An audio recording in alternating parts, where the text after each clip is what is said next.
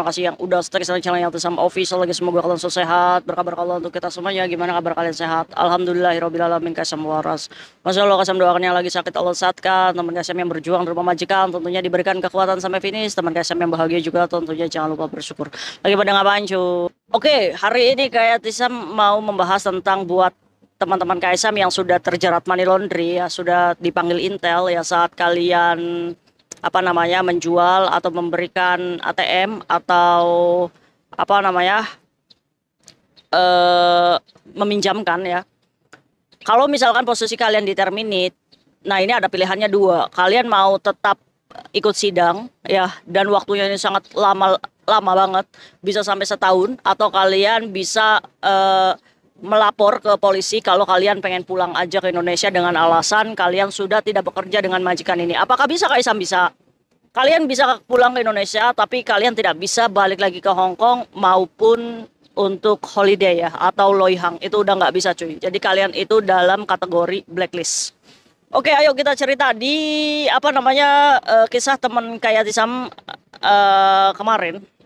Ini bisa menjawab pertanyaan kalian yang terjerat money laundry, yang kemarin udah dipanggil polisi. Apakah bisa kayak Tisam saya pulang ke Indonesia aja?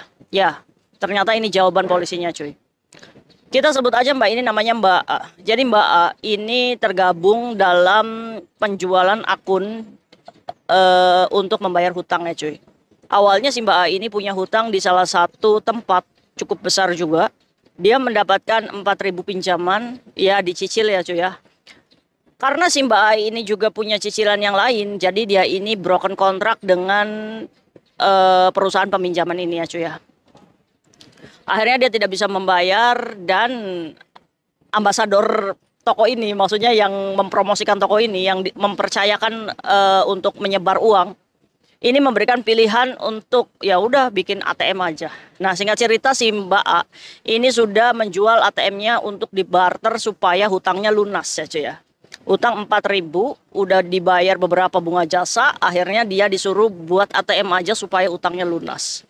Akhirnya si Mbak A ini udah deal-dealan tuh, dikasihkan ATM-nya dan lunas hutang. Pada waktu itu padahal dia memberikan ATM itu sekitar bulan 5 ya cuy ya. Bulan 5 tahun lalu. Nah, baru terdetek itu di tahun ini ya cuy kasusnya, di Januarian. Nah, ini cuy, si mbaknya ini udah dipanggil, udah diinvestigasi. Awalnya majikan ini masih mau merenew kontraknya, dan berakhir kontraknya itu di bulan Juli ya tahun ini. Akhirnya majikan itu ngomong kayak gini sama si Mbak A, kayaknya saya nggak memperpanjang kontrak kamu. Wah, seketika dong Mbak A ini kayak harapannya itu kayak gimana gitu cuy. Karena kan dia ini bekerja di Hong Kong ini cuma di majikan ini aja gitu cuy, nggak bisa di majikan lain gitu, karena kan sudah berkasus money laundry seperti ini ya. Akhirnya ya berbesar hati si Mbak A ini, tapi kan sidang saya belum selesai mem. Ya, tapi udah kamu laporan aja ke polisi bahwa majikan saya tidak merenew dan kamu pulang ke Indonesia. Akhirnya dia konsultasi sama kayak Sam, gimana kayak Tisam, saya nggak mau dicekal di bandara. Ya kalau kamu nggak mau dicekal bandara, kamu ada jadwalnya wajib lapor, kamu harus datang dulu ke polisi. Polisi pertama kali kamu diinterogasi itu di mana? Akhirnya si Mbak A ini datanglah cuy kemarin itu dengan membawa surat finish ya cuy ya, kalau majikannya ini tidak merenew dan dia berniat untuk pulang saja ke Indonesia. Akhirnya si Mbak A ini datanglah tuh ke kantor polisi, ucuk ya cuy ya. Sesampainya di kantor polisi, si Mbak A ini ngomong sama polisi, Pak, boleh nggak saya pulang aja ke Indonesia? Tapi saya masih wajib lapor Pak. Gimana? Nah ini kata polisinya cuy. Polisinya tuh ngomong, oh kamu mau pulang aja? Ya nggak apa-apa, kalau kamu pulang boleh katanya cuy. Boleh cuy pulang. Ini mungkin polisi itu investigasi awal itu mengidentifikasi bahwa Mbak A ini hanya penjual akun ya cuy ya. Tidak terlibat penadah ya. Beda ya, kita ngejual akun. Itu kan karena kita itu kan bisa saja kita nggak tahu, atau kita dibodoh-bodohi, atau kita kurang informasi. Tapi beda dengan penadah akun. Kalau penadah akun itu kan udah pasti dia ini bagian dari sindikat yang lebih besar, ya kan? Kamu mau pulang ya udah boleh katanya. Nanti akhirnya si polisi ini koordinasi dengan kepala bagiannya mengatakan bahwa ini si Cece, si majikannya nggak ngerenew katanya, dia pulang. Jadi akhirnya si polisi ini ngomong sama Mbak A, Mbak Cece katanya, kamu boleh pulang. Boleh. Ini kamu tuh cuti atau pulang terus? Majikan saya nggak renew Pak, ya kan? Ya mungkin cuy, kalau misalkan cuti polisi juga apa namanya, kan majikan kan masih mau menjamin ya cuy ya. Kalau majikan kalian masih menjamin ya bisa aja ya cuy ya. Tapi si Mbak A ini diizinkan pulang dengan keterangan seperti ini cuy. C, kamu boleh keluar dari Hong Kong, tapi untuk proses lagi ke sini, untuk kembali lagi ke sini, itu pasti kamu akan bermasalah katanya. Iya Pak, saya tahu katanya. Walaupun kamu nanti ke Hong Kong datang untuk holiday, itu pun tidak bisa katanya cuy. Sedih aja ya kalau kayak gini nih. Aduh, aduh. Jadi kalian tahu nggak sih kalau misalkan kalian menjual akun-akun kayak gini, resikonya ya udah bye-bye. Hong Kong adalah sejarah aja wis. Sejarah bahwa kita terlibat kasus money laundry. Kan nggak mau ya cuy ya. Untuk itu ya, ke depannya nih. Kasih tahu teman-teman kita, teman-teman yang baru apalagi yang masih potongan agensi dan dia membutuhkan uang, ngomong jangan ya, jangan gitu, udah sayang banget masa kamu kerja baru beberapa bulan ditangkap polisi, kan lucu ya cuy ya.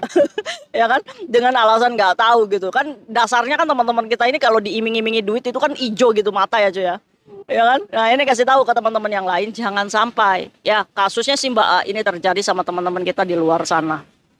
Nah, terus kalau misalkan kamu ingin pulang mendadak sebelum masa sidangnya kamu, ini kan belum masuk persidangan ya cuy ya, termasuknya. Kalau misalkan belum masuk sidang nih, kayak Mbak Ani kan wajib lapor, wajib lapor lah, wajib lapor. Nah itu barang bukti handphonenya itu nggak dikembalikan ya cuy ya. Sama uang jaminannya itu tidak dikembalikan. Uang jaminan itu sebesar 2.000 Hong Kong dolar itu tidak dikembalikan, dan handphone. Sayang banget guys, Sam. Pada waktu itu saya beli handphone itu cukup mahal, 3.000. Ya kan? Dapat uang money laundry-nya berapa gitu kan, kita udah uang jaminan, ibaratnya uang yang tadi tuh diiming-imingin untuk lunas hutang ya, ujung-ujungnya tetap aja kita itu bayar hutang dengan nominal yang sama gitu, tapi kita merelakan visa kerja kita ya kan.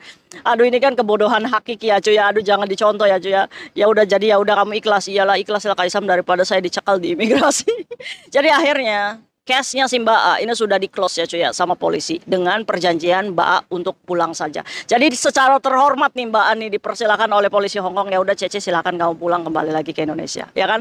Ya udah Mbak, jangan bersedih. Pindah negara, Taiwan, Singapura boleh ya, dimanapun boleh bekerja, bukan Hong Kong satu-satunya, tapi pembelajaran ini bisa menjadikan kita pembelajaran nih, cambuk ya untuk kita semuanya. Dan pekerja migran di luar sana jangan melampaui batas untuk mengiming-imingi teman kita untuk terjerumus seperti ini. Itu sama aja kalian itu membunuh visa teman kita ya cuy ya. Nggak boleh kayak gitu. Pekerja migran harus tetap saling support teman kita.